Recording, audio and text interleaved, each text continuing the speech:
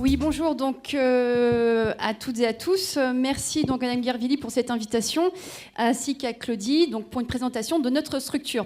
Donc quelqu'un s'est exprimé avec beaucoup de punch ce matin sur la pertinence d'un nom pour une structure touristique.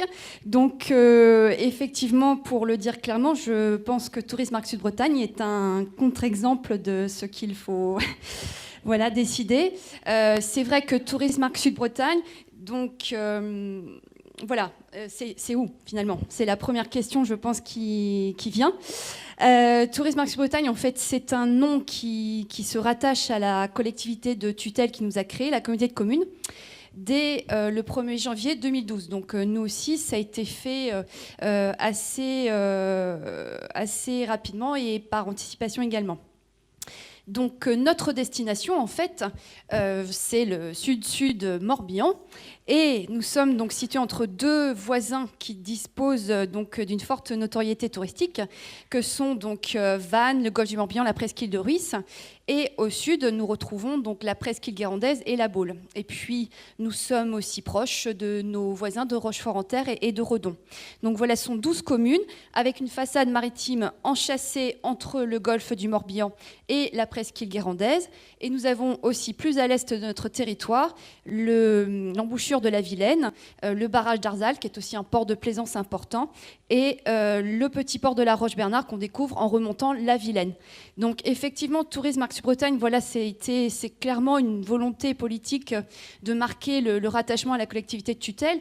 De plus, c'est vrai qu'à la différence de nos voisins, ou encore d'Orange ou de Châteauneuf-du-Pape, nous n'avions pas sur notre territoire de marque suffisamment forte et reconnue pour s'appuyer justement sur une des communes, véritablement pour y apposer voilà, le nom de l'Office de tourisme. Alors, à moins que je me trompe, peut-être que de façon spontanée, Damgand, Billiers, Ambon, ça vous parlait beaucoup? Non? La Roche-Bernard? Un petit peu plus? Oui. Donc voilà, bon, ça on en reparlera peut-être plus tard. Alors, nous avons en fait 3 bureaux d'information touristique permanents, un bureau d'information saisonnier, 12 communes, 26 000 habitants permanents, 112 000 visiteurs accueillis en 2015, 132 000 euros de vente de billetterie en 2015 également, et 129 000 visiteurs sur notre site web en 2015. Donc nous avons plus de 14 500 lits marchands et 31 000 résidences secondaires. C'est vrai qu'on a une proportion de résidences secondaires très, très importante. Et sur les 14 500 lits marchands, la proportion est très forte au niveau de l'hôtellerie de plein air. Donc ce sont 77% de nos lits touristiques représentés par l'hôtellerie de plein air, et on a 16% à peu près de lits touristiques en meublé. Donc il ne reste pas grand-chose pour la partie hôtelière, hébergement de groupe, etc. Donc c'est vraiment, on est marqué par l'hôtellerie de plein air et les meublés de tourisme. Donc, comme vous tous, nous avons des atouts. Donc, si vous ne connaissez pas, je vous invite à les découvrir. Nous serons ravis de vous accueillir à Tourisme Arc Sud-Bretagne. Donc, la communauté de communes, en fait, dès 2010, dès les réflexions sur la création de la communauté de communes, il a été question de créer un office de tourisme communautaire. Et donc, le 1er janvier 2011, la communauté de communes Arc Sud-Bretagne est issue de la fusion de la communauté de communes du Pays de Musillac, qui comptait 7 communes, et la communauté de communes du Pays de la Roche-Bernard, qui comptait 4 communes. Donc c'était une des premières fusions, il me semble, de communautés de communes aussi en France, du moins en Bretagne. Donc au 1er janvier 2011, nous avons trois structures existantes. L'ex-office de tourisme du Pays de la Roche-Bernard, donc, qui était compétent sur 4 communes, qui était une simple régie sous statut SPA, service public administratif, mais donc avec quelques professionnels au sein du conseil d'exploitation, avec un simple rôle consultatif, il est vrai, et du personnel de droit public. Donc son budget autonome était présenté de façon annexe au budget de la communauté de communes et la communauté de communes lui versait une subvention d'équilibre. Donc là, la communauté de communes a repris ce service lors de sa création et versé une subvention à hauteur de 99 000 €. Et il y avait aussi deux offices de tourisme associatifs classés, l'office de tourisme du Pays de Musillac, donc cette commune, dont Ambon, classée commune touristique, qui conventionnait avec la communauté de communes Arc-Sud-Bretagne, qui lui versait une subvention de 120 000 €. Et l'office de tourisme de Damgand, classée commune touristique également, qui conventionnait avec la communauté de communes, qui lui versait également le même montant de subvention. Donc pour la communauté de communes Arc-Sud-Bretagne, une participation financière de 339 000 € auprès des structures touristiques du territoire.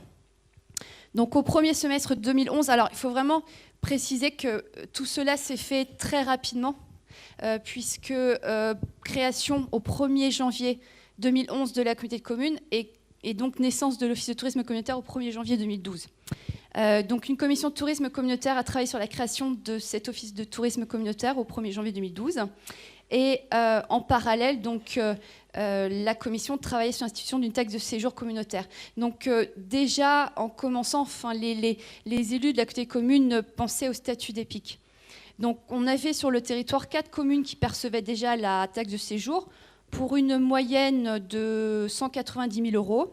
Et la communauté commune Arc-Sud-Bretagne, en 2011, percevait donc la taxe autrefois perçue par le Pays de la Roche-Bernard, qu'il avait déjà instaurée à titre communautaire, et pour un montant entre 10 et 12 000 €. Et les autres communes ne la percevaient pas. Donc c'était une volonté politique de réorganiser le tourisme local. Voilà, donc déjà la communauté de communes précisait qu'elle tirait les conséquences de la réforme des collectivités en précisant que s'il y avait une communauté de communes, il y aurait un seul OT. C'est aussi une façon de créer un lien plus fort entre la collectivité et les socioprofessionnels du tourisme et mieux articuler les interventions des différents acteurs, sachant qu'il y avait donc un pays touristique qui était compétent en matière d'ingénierie touristique et qui rayonnait à la fois sur la presqu'île de Ris voisine et sur le Pays de Musillac et le Pays de la Roche-Bernard, qui a été dissous à la fin de l'année 2013. Donc voilà, comme il a été dit et redit, c'était aussi une question de mutualisation des outils et spécialiser et professionnaliser les agents pour répondre aux évolutions de nos métiers. C'est vrai que la création de l'EPIC a favorisé effectivement des formations du personnel. Comme monsieur de Roscoff, vous le disiez tout à l'heure, c'est vrai que le personnel ne suivait pas beaucoup de formations. Et un élargissement des missions, alors vous allez le voir, pas toujours évident non plus. Donc en juillet 2011, vous voyez, ça va vite, le Conseil communautaire décide la création d'un office de tourisme communautaire sous la forme d'un EPIC et l'institution d'une taxe de séjour. Alors là, la taxe de séjour, il a été décidé d'appliquer 2 régimes d'imposition, au réel et au forfait, à compter du 1er janvier 2012. Donc je reviendrai là-dessus plus tard, ça a été source de troubles. À l'automne, en fait, sachant qu'à l'automne, voilà, nous, personnel des offices, en fait, on a tous été réintégrés dans la structure. Et voilà, il a fallu se mettre au travail rapidement. Voilà, effectivement, on a eu un rythme assez soutenu. Et nous avons donc commencé à travailler ensemble sur les éditions communes déjà qui fallait sortir en janvier 2012. Donc la communauté commune a lancé l'appel d'offres pour la réalisation de ces éditions et a délibéré sur le choix des prestataires. Elle a délibéré aussi sur la tarification donc des services proposés dans le cadre des partenariats pour que nous puissions en fait lancer la recherche de partenariats qui auront toute leur importance puisqu'ils seront notre ressource principale au tout début. Donc on a subsisté au tout début en attendant le versement de la subvention avec l'argent de nos partenariats. Et Marie-Laure, ma collègue ici, saisissait les partenariats voilà, pour pouvoir payer les salaires aussi accessoirement. Donc en novembre 2011, donc, la communauté de communes adopte les statuts. Et l'EPIC est non seulement, bien sûr, chargé des missions de base, missions obligatoires, et 2 missions facultatives qui sont détaillées dans les statuts. Et là, voilà, donc je vous le disais tout à l'heure, effectivement, on s'est vu confier la gestion d'équipements culturels et touristiques, comme le musée de la Vienne maritime, très beau petit musée dans une bâtisse des 16e et 17e dans les vieux quartiers de La Roche-Bernard à découvrir également. Et 2 haltes nautiques. Alors, les haltes nautiques, donc effectivement, ça, c'était un héritage de la Communauté commune du Pays de La Roche-Bernard qui a considéré que l'Office de tourisme pouvait gérer des haltes nautiques. Donc, d'une part, un port sur la Vilaine, sur la commune de Saint-Dolay, et une halte nautique, un ponton de 10 emplacements, toujours sur la Vilaine, en amont du port de La Roche-Bernard, sur la commune de Niviac. Donc là, effectivement, la gestion de ce type d'équipement par le personnel de l'Office de tourisme, c'était un petit peu curieux et voilà, ce sont pas nos métiers, c'est pas les métiers pour lesquels on est destiné. Donc il y avait tout de même, heureusement, une convention de prestation de services avec la Sagémor, qui est devenue la compagnie des ports du Morbihan, qui gère aujourd'hui la plupart des ports du Morbihan. Donc finalement, l'Office de tourisme s'est retrouvé à gérer les contrats d'occupation, voilà, veiller à la présentation des contrats d'assurance et faire délibérer au sein du comité de direction sur les tarifs. Des tarifs qui suivaient les politiques tarifaires de notre partenaire technique, la Compagnie des ports. Alors ça, on s'en est défait puisque lors du renouvellement du comité de direction suite aux élections municipales, le président actuel a considéré qu'il fallait trouver une autre solution. Et donc, on a largué le bébé, en quelque sorte, à la Compagnie du port. Nous avons aussi pour mission la création, le balisage et la promotion des circuits de randonnée. Donc ça, c'était une mission autrefois gérée par le pays touristique qui a été dissous fin décembre 2013. Donc c'est vrai qu'on s'est retrouvé aussi à gérer ce type de mission. Donc on n'a pas la mission d'animation. Et donc les statuts, donc dès novembre 2011, bien sûr, précisaient la composition du comité de direction. Alors, le comité de direction était composé donc de 15 élus et de 10 professionnels, 10 socioprofessionnels au départ. Et chaque office de tourisme a proposé des noms de socioprofessionnels qui ont été contactés. Et sur proposition, donc le président de la communauté commune a proposé ces noms au conseil communautaire qui a délibéré pour qu'ils soient les représentants des différentes branches socioprofessionnelles au comité de direction. En 2014, on a fait autrement. On a lancé un appel dans la presse et voilà, il y a eu des candidatures, mais toujours une décision de désignation en conseil communautaire sur proposition du président. Voilà, donc en janvier 2012, effectivement, on était dans les starting blocks à l'automne et l'hiver 2011, et puis 2012, on y est, donc voilà, il faut y aller. Et donc, on installe le comité de direction de l'EPIC, qui veille les statuts, donc 15 élus et 10 sociopros. Alors aujourd'hui, c'est un écart qui s'est réduit, puisqu'il y a aujourd'hui 15 élus et 14 sociopros. Alors par contre, c'est vrai que 29 personnes à réunir c'est pas toujours évident. On les a vraiment, je crois qu'on n'a jamais eu, il me semble, Marie-Laure, les 29 personnes présentes en même temps. Voilà, c'est toute la limite aussi d'avoir autant de membres dans son comité de direction. Donc élection du président, vice-président et bureau, nomination de la directrice, représentante égale, ordonnatrice, moi-même, qui suis toujours là, voilà, c'était en 2012. Et donc à l'époque, la communauté commune nous prévoit de nous verser une subvention de 294 000 € et une estimation forte de perception de la taxe de séjour, puisqu'elle était estimée à 260 000 €. Donc sachant que les communes qui la percevaient, et notamment des communes du littoral, percevaient 190 000 € par an, le Pays de La Roche-Bernard entre 10 et 12 000. Bon, voilà, il y avait une estimation sur les autres communes qui ne la percevaient pas. Donc il y a eu une création de régie de recettes fixant les tarifs pour l'encaissement de produits et de la taxe de séjour. Et la communauté commune a nommé un salarié de l'EPIC pour qu'il soit régisseur de la TS communautaire. C'est vrai que l'EPIC a géré en direct la perception de la taxe de séjour communautaire. Et donc nous avons nommé l'agent comptable de l'EPIC, le trésorier payeur général du territoire, avec qui nous avons travaillé étroitement. Alors là aussi, c'est vrai qu'on parle de lourdeur, c'est vrai, et c'est vrai que les pics, au niveau de le traitement de la comptabilité publique, il faut le dire, c'est quand même très très lourd. Et on a eu quand même la chance d'être aidé par une trésorière très à l'écoute et active, dynamique. Je sais qu'il y a d'autres structures, malheureusement, où c'est pas vraiment le cas. On a déjà échangé avec eux là-dessus. Et puis, je dois dire que l'agent qui était en charge de l'administration et des finances de ce nouvel EPIC et ma collègue Marie-Laure Saner était issue d'un OT associatif privé rodé à la comptabilité privée, et elle a dû s'adapter aux règles de la comptabilité publique. Donc voilà, chapeau, parce que ça a été assez ardu. Donc d'ailleurs, on a dû souscrire une ligne de trésorerie très rapidement pour parer aux dépenses du premier trimestre dans l'attente du versement de la subvention communautaire.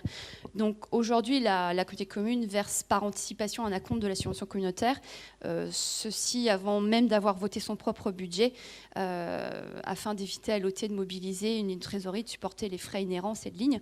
Et puis le versement de la taxe de séjour nous est versé régulièrement, dès lors que cela est possible. Donc notre équipe aujourd'hui, donc moi, Marie-Laure, que vous connaissez déjà, Isabelle, donc, qui est la référente de l'antenne de Musiac, du bureau d'information touristique de Musiac, et qui a la lourde tâche de la gestion de la taxe de séjour.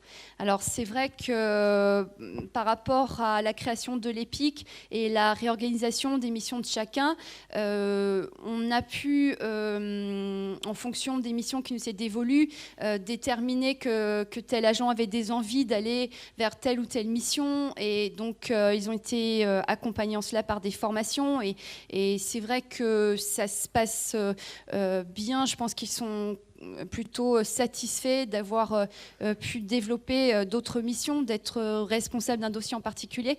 Alors pour Isabelle, c'est vrai que elle avait la gestion des hébergements, elle était responsable du bureau de Musiac, et bon, elle s'est retrouvée effectivement à gérer la taxe de séjour communautaire dans un contexte en 2012 où il y avait une taxe de séjour forfaitaire pour les meublés et l'hôtellerie de plein air. Donc ça n'a pas été vraiment très rose, et ça a été assez difficile tout de même. Donc aujourd'hui, ça va mieux, mais c'est vrai qu'elle passe l'essentiel de son temps de travail sur la gestion de la taxe de séjour communautaire. C'est assez lourd. Et nous avons aussi Jacques, qui est animateur patrimoine, qui était employé par la communauté commune et qui a été intégré à l'office de tourisme sous la forme de mise à disposition, puisqu'il est fonctionnaire territorial. Et il assure le suivi des projets de randonnée également. Cécilia, donc, qui est conseillère en séjour et qui est référente de notre salle de réunion, parce que nous avons une salle de réunion que nous proposons à la location sur Damgand, parce que nous avons un office de tourisme assez récent qui a été inauguré en juillet 2013 et qui a des équipements comme la salle de réunion et une salle d'exposition aussi. Carole, qui est notre RAC, et Florine sur la Roche-Bernard, puisque nous gérons aussi un musée et nous avons des visites guidées. Clément, qui était conseiller en séjour, mais qui avait donc une envie aussi de travailler sur l'animation numérique, et c'est le poste qu'il occupe aujourd'hui après avoir suivi des formations. Ça se passe très bien. Et Cécile, donc, qui est conseillère en séjour et référente de notre salle d'exposition.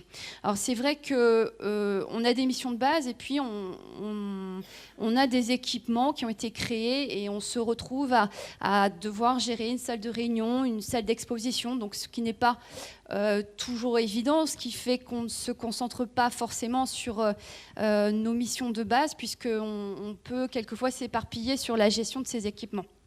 Bon, tel a été le choix de réaliser ces équipements lorsque l'office de tourisme a été construit.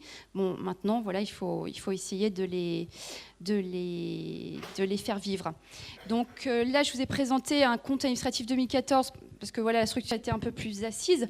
Donc sur un budget global de 670 000 €, donc on a 28% consacrés aux charges à caractère général, donc une masse salariale qui occupe 62% de ce budget. Alors comme je vous le disais, en fait, nous sommes très équivalents temps plein avec, si on compte les saisonniers et les fonctionnaires mis à disposition.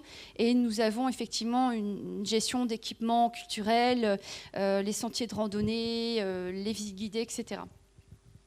Au niveau des recettes, donc sur 630 000 € de recettes en 2014, la subvention communautaire est la principale ressource. Vient ensuite la taxe de séjour, qui est vraiment un levier très important, et les ventes de produits, prestations de services. Donc on a un autofinancement qui n'est que de 14%. Voilà, je sais que certaines structures ont des ressources propres beaucoup plus importantes. Donc la taxe de séjour communautaire, je disais, qui est un levier très important. Donc on a connu des soubresauts au niveau de la taxe de séjour, puisque lorsque la communauté de communes a décidé la création de l'office de tourisme communautaire, ils ont étudié les versements qui étaient faits au niveau des communes qui la percevaient déjà. Et sur les communes du littoral, ils se sont rendus compte que des hébergements, des campings de même catégorie, présentant les mêmes caractéristiques, le même nombre d'emplacements, pouvaient verser du simple au triple. Après, le suivi en mairie était plus ou moins aussi régulier et voilà. Ce qui fait que la taxe de séjour au forfait a été décidée pour le travail de plein air et les meublés, et au forceps. Donc, parallèlement à la création de l'OT communautaire, il y a eu la mise en place de taxes de séjour forfaitaires. Donc, nous, Office de tourisme, c'est vrai qu'on avait le relationnel avec ses partenaires. Donc, d'un côté, c'est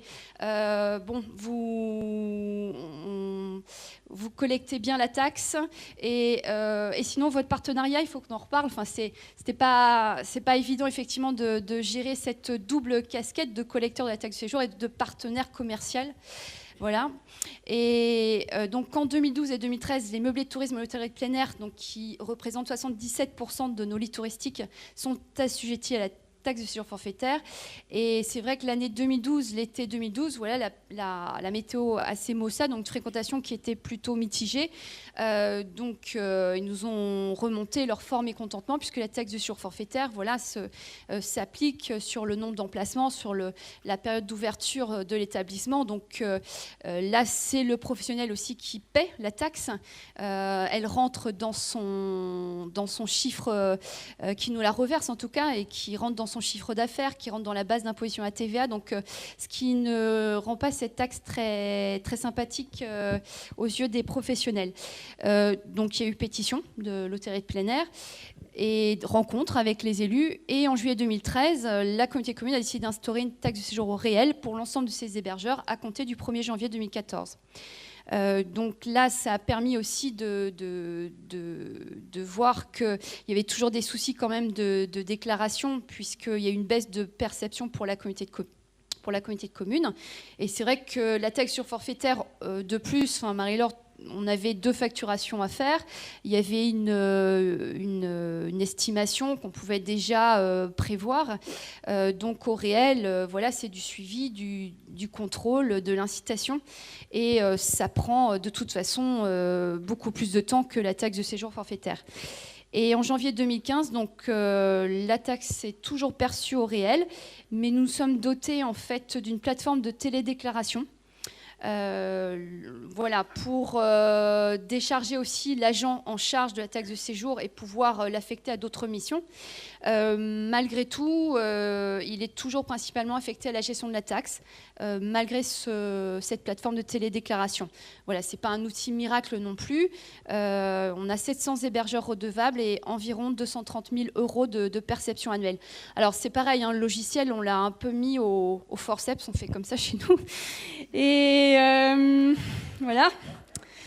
Et puis, bon, de toute façon, on leur a demandé. Hein, on a fait des petites réunions sympathiques et tout, mais tout de suite, ça a été non, voilà, parce qu'ils avaient peur que ça leur occasionne un peu plus de temps, de traitement, etc. Et finalement, c'est vrai que la plateforme que l'on a choisie a une interface très simple d'utilisation. Et les râleurs du début, bon, nous ont pas remercié de l'avoir mis en place, mais nous ont dit oui, bon, c'est bien ton truc, effectivement, c'est rapide. Bon, ok, d'accord. Voilà. Et donc, finalement, bon, on a gagné en efficacité et puis en relationnel aussi avec les professionnels, ça a permis d'apaiser les choses. Voilà, alors on en a parlé aussi ce matin, cet après-midi un peu moins, mais alors nous, à la différence de Dinan qui voit sa subvention communautaire augmenter d'année en année, donc la communauté commune en fait a demandé à ses services et à l'office de tourisme communautaire un effort conséquent, donc et des mesures d'économie pour répondre à un objectif de réduction de 3% de la subvention communautaire. Et afin d'atteindre une économie de 10% à l'horizon 2017. Donc, il nous avait annoncé donc, 3% chaque année de baisse de la subvention. Et 3 plus 3 plus 3 font 10 pour la communauté commune à l'horizon 2017. Voilà, et c'est un objectif qui est précisé sur la convention d'objectifs pluriannuelle. Donc voilà, j'espère que je ne vous ai pas trop inquiété par rapport au discours de l'intervenant de Roscoff. Mais c'est vrai que nous, voilà, ça a été fait très, très rapidement aussi. Donc peut-être un peu trop rapidement. Voilà.